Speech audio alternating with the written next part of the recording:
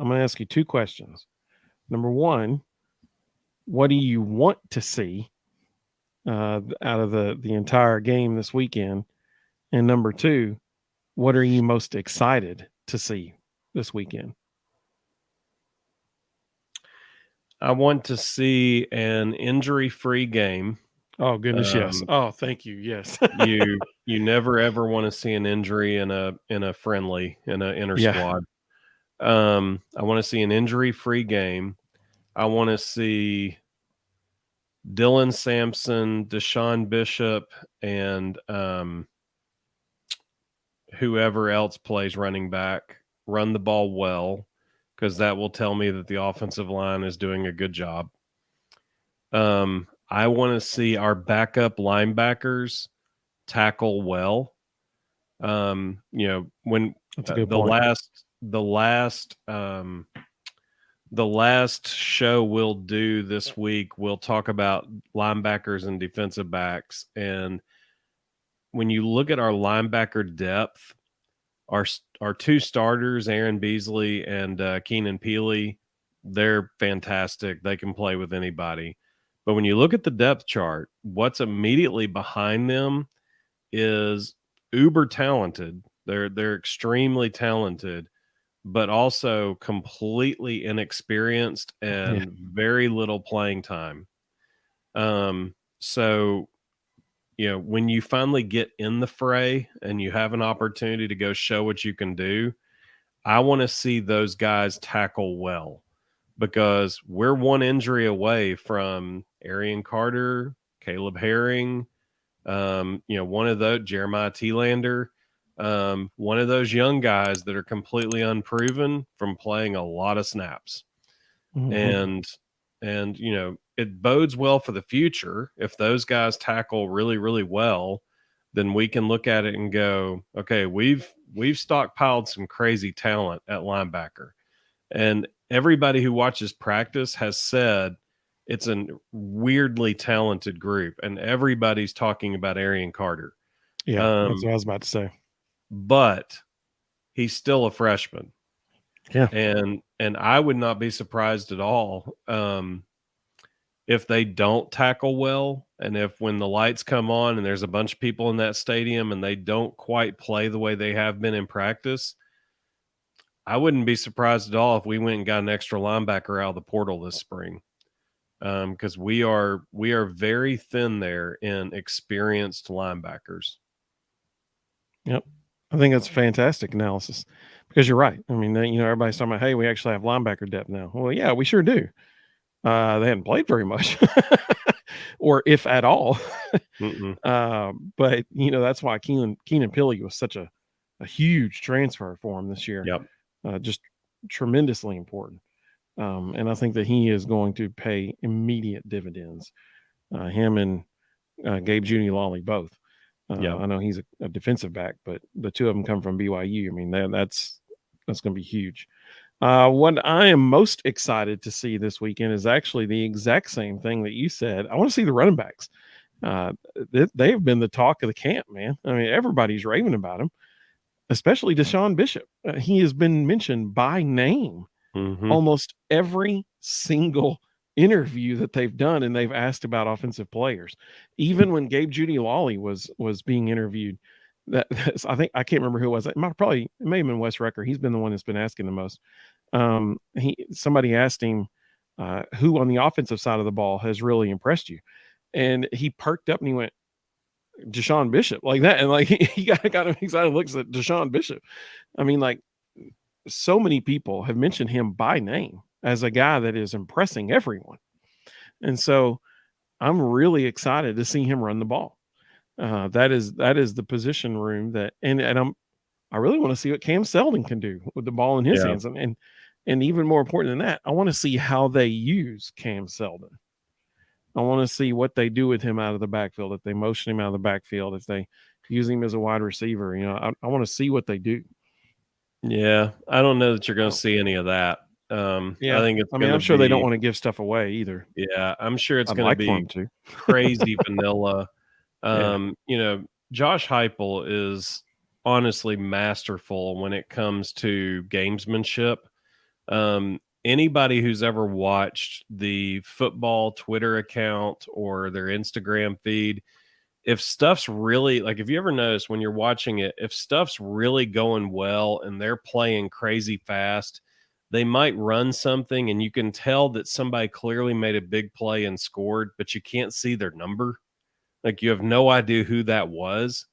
um that's an intentional thing because they don't want to give, because other coaches do watch that stuff. Like, they have graduate assistants whose job is to watch that kind of stuff and see if they can catch anything. Right. And But it'd then be every stupid if once they in a didn't. while, right, but then every once in a while they'll tweet something out just for the sake of showing something.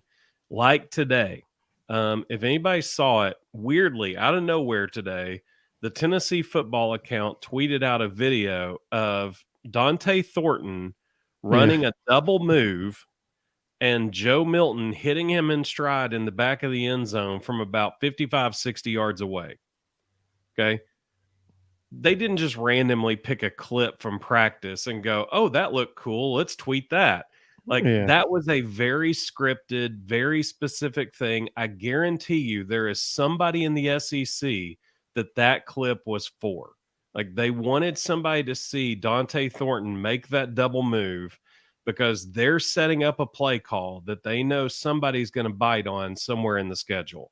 Like, that was way too specific of a thing to show. It was very specific about the type of double move he made, where Joe was throwing the ball for. Like, they showed too much. It was almost a little too obvious. But I guarantee you that was specifically for some school that's on the schedule. Like, they were showing something to set something up. Yeah, probably so. So that's the thing I'm most excited to watch this weekend is the running backs. The thing that I want to see, you gave me a second answer now because when you said I want to see a injury-free game, I immediately was like, oh, yep, that's what I want to see too. That's it. No injuries. That's the goal. But I want to see a crisp, a sharp game. That's what I want Yeah. to see. A mistake-free game. I want to see incredible defensive back play, but still our receivers are too dang good and they can't. I mean, like, they're on them and they have good coverage, but Joe drops a dime in. That's what I want to see. I want to see Joe make a deep throw that's right on the money over outstretched arm of a defensive back that's playing great, defensive coverage. That would be wonderful because that's what anybody could hope for. You've got perfect coverage, but a perfect throw beats it. Nothing you can do about that. And then everybody wins, because if you come out of a spring game and you're like, man, that offense was incredible, they just dominated, then your immediate thought is, our defense stinks. Or if you come out of the scrimmage and the defense just dominated and the offense couldn't get anything going, then your immediate thought is, what's wrong? What's going on? Like, this is a Josh Heupel offense. Why are they not scoring at will? And so I want to see a situation where we come out of the game, we're like, man, both sides of the ball played really, really well. Like, it's not a one-sided, lopsided thing. Both sides of the ball have something to be proud of and something to hang their hat on at the end of the day. Yeah. That's what I hope happens. That's what I want to see happen. Because that would be good news for everybody in Vol Nation. Yeah. And so that's the hope. One thing I'm interested to see is who starts in the secondary. Yeah, absolutely. I think that's a wide open, especially at safety. Yeah, I think that's a wide open deal right now because earlier in the week it came out that Danico Slaughter has exclusively been taking snaps at corner, which was interesting because he's only played star since he's been there. So that begs the question, did he beat out Kamal Haddon?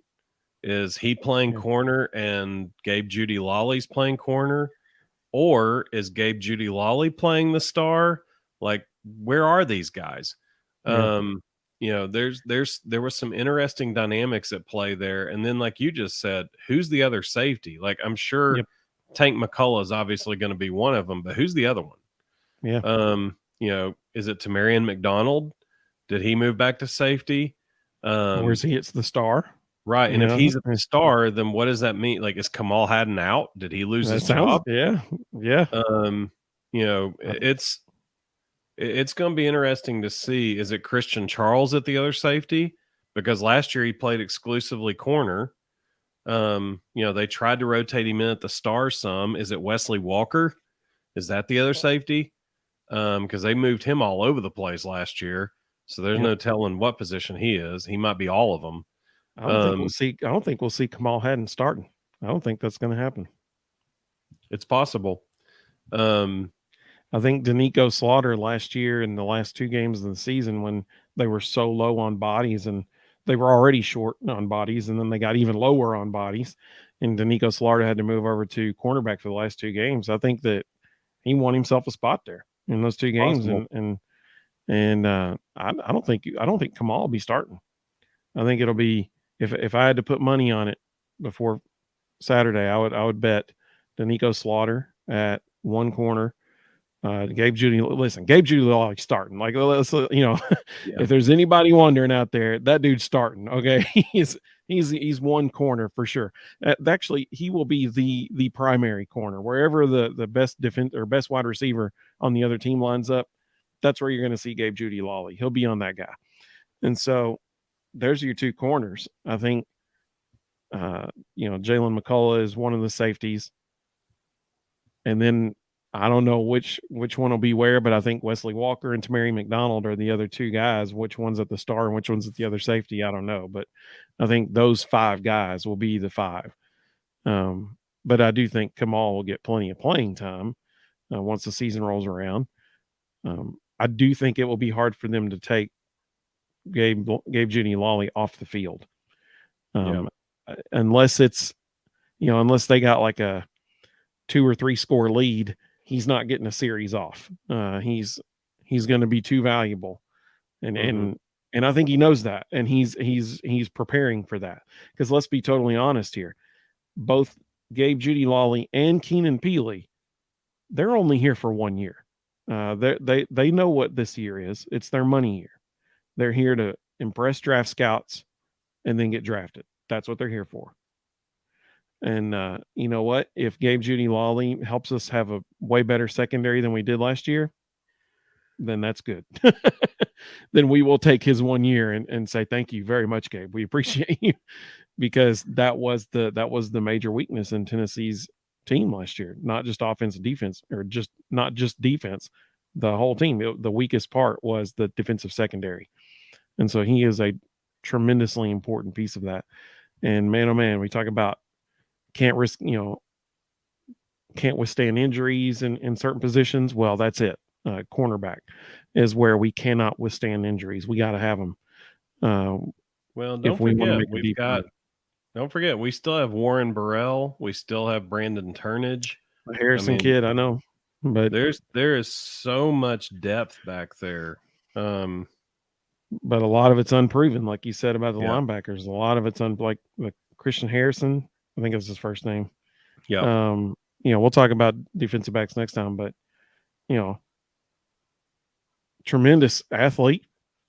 Got some playing time last year, but not a lot. That Jordan Matthews, Gabe Judy Lawley was asked who has impressed you the most in the defensive back room, and he said Jordan Matthews. That's a true freshman. Yeah, that's a big deal. That's a big deal. So I think a whole lot of eyes are going to be on that secondary during the orange and white game, because, I mean, let's be honest.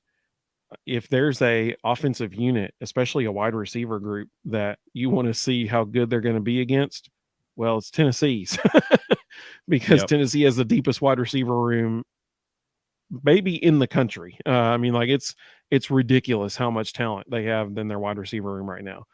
And so if you don't believe us, go back and watch our wide receiver preview, video in our preview series.